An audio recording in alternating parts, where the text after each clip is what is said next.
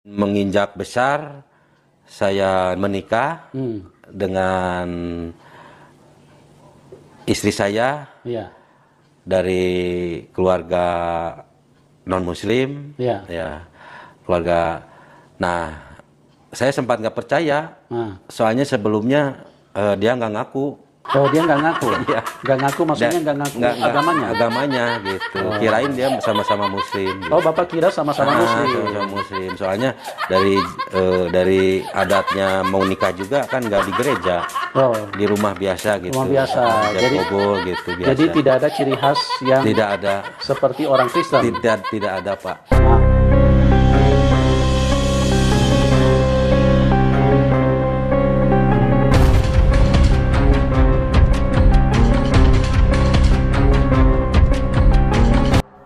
Nah, Assalamualaikum warahmatullahi wabarakatuh. Sahabat beriman, berjumpa kembali di Bintang Mu'alaf Channel. Salam satu Tuhan, Allahu Akbar. Mudah-mudahan kita semua selalu sehat walafiat di dalam lindungan Allah Subhanahu wa Ta'ala. Sahabat, saya temukan video beberapa hari yang lalu dari channel Pengepul Murtadin Odong-Odong. Siapa lagi kalau bukan Pastor Yusuf Manupulu.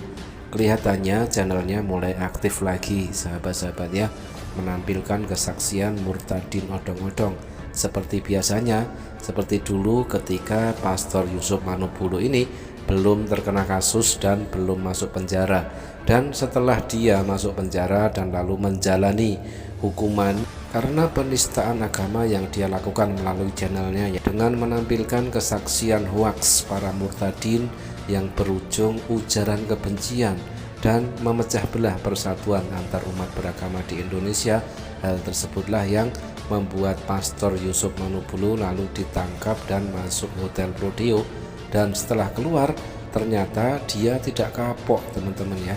Dia menampilkan kesaksian-kesaksian murtadong seperti dulu ya. Tapi untuk kedepannya seharusnya Pastor Yusuf Manupulu ini lebih berhati-hati. Jangan sampai dia jatuh ke lubang yang sama untuk kedua kalinya. Nah teman-teman, bagaimanakah kesaksian dari murtadin yang ditampilkan di channel Pastor Yusuf Manupulu? Mari kita simak videonya. Tuhan Yesus Kristus, apa kabar teman-teman? Saya berdoa supaya semua dalam keadaan baik-baik, karena kita punya Tuhan yang baik, yaitu Tuhan Yesus. Teman-teman, terpaksa saya potong di sini ya, karena banyak sekali dari ucapan yang keluar dari mulut Pastor Yusuf Manupulu itu yang bertentangan dengan ayat-ayat di dalam Bibelnya sendiri. Semisal tadi dia mengatakan Yesus baik, tetapi apa kata Yesus di dalam Bibel kepunyaan Pastor Yusuf Manupulu? Kita bisa tengok di dalam Markus 10 nomor 18. Jawab Yesus, "Mengapa kau katakan aku baik? Tak seorang pun yang baik selain daripada Allah saja." Amin. Jadi di dalam dunia ini, seperti yang saya katakan, ada dua kuasa, kuasa Tuhan dan kuasa setan.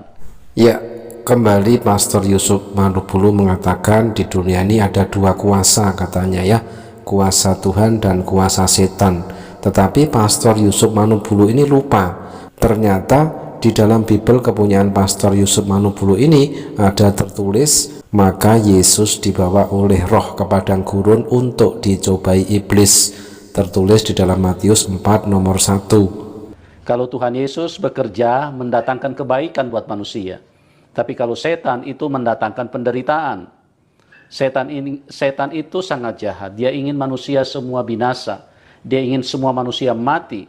Oleh sebab itu setan memproduksi kejahatan di dalam hidup manusia, menimbulkan pertikaian, perselisihan, amarah, iri hati, kemunafikan. Akhirnya manusia ujung-ujungnya nanti saling membenci. Kalau sudah puncaknya manusia akan saling membunuh. Itulah target setan di dalam hidup ini. Jadi setan yang dimaksud oleh Pastor Yusuf Manupulu itu ada tertulis persis seperti apa yang ada di dalam Bibel kepunyaan Pastor Yusuf Manupulu sendiri. Semisal di dalam Ulangan 13 nomor 15, "Maka bunuhlah dengan mata pedang penduduk kota itu, dan tumpaslah dengan mata pedang kota itu serta segala isinya dan hewannya." Yosua 6 nomor 21, mereka menumpas dengan mata pedang segala sesuatu yang di dalam kota itu, baik laki-laki maupun perempuan, baik tua maupun muda, sampai kepada lembu, domba, dan keledai. Yosua 8 nomor 24, segera sesudah orang Israel selesai membunuh seluruh penduduk kota Ai di padang terbuka kemana orang Israel mengejar mereka, dan orang-orang itu semuanya tewas oleh mata pedang sampai orang yang penghabisan. Yosua 10 nomor 28, pada hari itu Yosua merebut Makeda dan kota itu dipukulnya dengan mata pedang, juga rajanya, kota itu dan semua makhluk yang ada di dalamnya ditumpasnya, tidak ada seorang pun yang dibiarkan lolos. Cukup sampai di sini saja ya. Ternyata apa yang dikatakan oleh Pastor Yusuf Manubulu sesuai dengan apa yang tertulis di dalam Bibelnya sendiri tentang setan yang menghendaki pertumpahan darah dan semuanya mati. Karena firman Tuhan dalam Yohanes 8 ayat 44, setan itu adalah pembunuh manusia sejak semula. Dia ingin semua manusia mati. Beda dengan Tuhan Yesus. Ya, kalau Tuhan Yesus ingin supaya semua manusia hidup. Komparasi ayat yang bertentangan dengan ucapan dari Pastor Yusuf Manubulu kita bacakan di dalam Matius 10 nomor 34. Jangan kamu menyangka bahwa aku datang untuk membawa damai di atas bumi. Aku datang bukan untuk membawa damai melainkan pedang. Itu sebabnya dia tebus kita dari dosa, karena upah dosa adalah maut. Kalau Tuhan Yesus tebus kita dari dosa supaya kita hidup. Tapi banyak orang tidak mengerti. Beda dengan setan, kalau setan itu haus darah, menghalalkan darah manusia. Dan itulah sebabnya kita bersyukur karena Tuhan Yesus itu datang supaya kita hidup. Di sini kita bisa mendengar Pastor Yusuf Manubulu mengulang-ulang statementnya yang sudah kita jawab di depan ya. Yang perlu kita tanggapi di sini adalah tentang statement dari Pastor Yusuf Manubulu yang mengatakan bahwa Yesus menebus dosa manusia, tetapi kembali kita komparasi dengan ayat di dalam Yehezkiel 18 nomor 20. Orang yang berbuat dosa itu yang harus mati. Anak tidak akan turut menanggung kesalahan ayahnya, dan ayah tidak akan turut menanggung kesalahan anaknya. Orang benar akan menerima berkat kebenarannya, dan kefasikan orang fasik akan tertanggung atasnya. Nah, pada kesempatan ini saya tidak akan berpanjang kata karena kita akan mendengarkan kesaksian dari narasumber bagaimana kehidupannya yang tadinya begitu anti kepada Tuhan Yesus, ya. Begitu benci kepada Tuhan Yesus. Nah, ini luar biasa bagaimana kuasa Tuhan yang menjamah kehidupannya, ya. Tuhan Yesus itu bukan Tuhannya orang Kristen saja. Kenapa? Karena orang yang seperti narasumber di depan saya ini orang yang sangat membenci Tuhan, ya. Tapi Tuhan Yesus itu dia Tuhan dari semua manusia. Ya teman-teman, kembali kita mendengarkan sebuah tipu-tipu kebohongan yang teramat sangat frontal ya, yang dilakukan oleh Pastor Yusuf Manubulu ketika Pastor Yusuf Manubulu mengatakan Yesus itu bukan Tuhannya umat Kristen saja. Dia katakan Yesus itu Tuhannya semua manusia. Mana ada orang di luar agama Kristen yang menuhankan Yesus, Pak? Nah, inilah kebohongan yang dilakukan oleh Pastor Yusuf Manubulu. Tidak ada orang selain Kristen yang menuhankan Yesus. Sedangkan di dalam Bibel kepunyaan Pastor Yusuf Manubulu, Yesus juga mengaku hanyalah seorang utusan.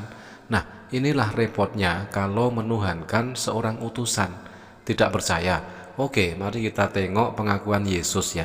Pengakuan jujur dari Yesus yang tertulis di dalam Bibel kepunyaan Pastor Yusuf Manubulu. Yohanes 5 nomor 30, aku tidak dapat berbuat apa-apa dari diriku sendiri, aku menghakimi sesuai dengan apa yang aku dengar, dan penghakimanku adil, sebab aku tidak menuruti kehendakku sendiri, melainkan kehendak Dia yang mengutus aku. Nah teman-teman, kita bisa melihat ya, dan kita garis bawahi kalimat terakhir, Dia yang mengutus aku. Nah, kita tampilkan lagi Lukas 10 nomor 10, barang siapa mendengarkan kamu, ia mendengarkan aku, dan barang siapa menolak kamu, ia menolak aku, dan barang siapa menolak aku, ia menolak Dia yang mengutus aku. Lagi-lagi Yesus mengatakan Dia yang mengutus aku. Sebagaimana di dalam Markus 9 nomor 37, sama, Dia yang mengutus aku. Di dalam Matius 10 nomor 40, Yesus juga mengatakan, ia yang menyambut aku, dia yang mengutus aku. Nah, ternyata apa yang dikatakan oleh Pastor Yusuf Manubulu hanyalah kebohongan belaka. Oke, kita akan dengarkan kesaksian beliau ya. Shalom Pak Shalom. Deden. Assalamualaikum, shalom. Ya, apa kabar Pak Deden? Baik, puji Gusti. Oh, puji Tuhan, haleluya. Terima kasih ya Pak sudah mau berbagi, dan kesaksian Bapak akan membuka pengertian banyak orang siapa Tuhan Yesus yang sesungguhnya. Karena banyak orang tidak paham Tuhan Yesus, Pak. Mereka menganggap masa Tuhan berkolor, masa Tuhan mati disalib, masa Tuhan lahir dari rahim wanita. Ini kan intimidasi dari kuasa kegelapan yang terus mempengaruhi pikiran manusia. Ya, jadi sekali lagi terima kasih, dan saya berdoa supaya apa yang disampaikan oleh Pak Deden bisa membuka pengertian banyak orang. Amin. Ya. Menginjak besar, saya menikah dengan istri saya Ya. dari keluarga non Muslim. Ya. Keluarga. Nah, saya sempat nggak percaya, soalnya sebelumnya dia nggak ngaku. Oh, dia nggak ngaku? Iya. Nggak ngaku maksudnya nggak ngaku agamanya? Agamanya gitu. Oh. Kirain dia sama-sama Muslim. Gitu. Oh, Bapak kira sama-sama Muslim? Sama-sama Muslim. Soalnya dari adatnya mau nikah juga kan nggak di gereja. Oh. Di rumah biasa gitu. Rumah biasa. Jadi kobol gitu biasa. Jadi tidak ada ciri khas yang tidak ada seperti orang Kristen? Tidak ada, Pak. Tidak Terus? ada. Nah, teman-teman, ternyata inilah ya puncak kesaksian dari murtadin yang ditampilkan oleh Pastor Yusuf Manubulu. Saya kira wow gitu ya, tetapi ternyata hanya pleketek seperti itu ya. Saya menduga murtadin yang ditampilkan oleh Pastor Yusuf Manubulu ini juga berbohong ketika dia mengatakan dalam menginjak dewasa dia akhirnya menikah dengan wanita non-muslim, dan wanita non-muslim yang notabene sekarang adalah istrinya itu tidak mengaku. Menurut saya tidak mengaku di sini artinya wanita itu berbohong kepada pria ini. Berarti pria ini sudah dibohongi oleh istrinya ketika dulu waktu mau menikah, yang dikiranya adalah muslim ternyata adalah non-muslim. Dan di dalam prosesi pernikahannya pula dia katakan tidak seperti pernikahan umat Kristen pada umumnya yang dilaksanakan di gereja, tetapi pernikahannya dilaksanakan di rumah biasa. Apakah ketika semisal ya pernikahan itu dilakukan secara Islam, mengundang penghulu, apakah tidak ditanya tentang data ataupun identitas diri berupa KTP dan agamanya? Nah, ini menurut saya juga kebohongan yang luar biasa yang dilakukan oleh murtadin yang ditampilkan di channel Yusuf Manubulu. Jadi dua-duanya klop ini ya, yang mengundang yaitu pengepul murtadin odong-odong berbohong, yang diundang juga berbohong, dan juga ironis sekali yang diundang yang ngaku murtadin ini ternyata juga tertipu oleh istrinya yang sekarang ketika dia merasa dibohongi bahwa yang dikiranya adalah wanita muslim ternyata adalah non-muslim. Lengkap sudah ya cerita kebohongan dari Yusuf Manubulu beserta murtadin odong-odongnya. Semuanya klop dengan apa yang tertulis di dalam Bible kepunyaan Pastor Yusuf Manubulu, Filipi 1 nomor 18. Tetapi tidak mengapa, sebab bagaimanapun juga Kristus diberitakan baik dengan maksud palsu maupun dengan jujur. Tentang hal itu aku bersukacita dan aku akan tetap bersukacita. Dan juga di dalam Roma 3 nomor 7, tetapi jika kebenaran Allah oleh dustaku semakin melimpah bagi kemuliaannya, mengapa aku masih dihakimi lagi sebagai orang berdosa? Demikian sahabat, mudah-mudahan bermanfaat. Jazakumullah khairan kasiron. Wassalamualaikum warahmatullahi wabarakatuh.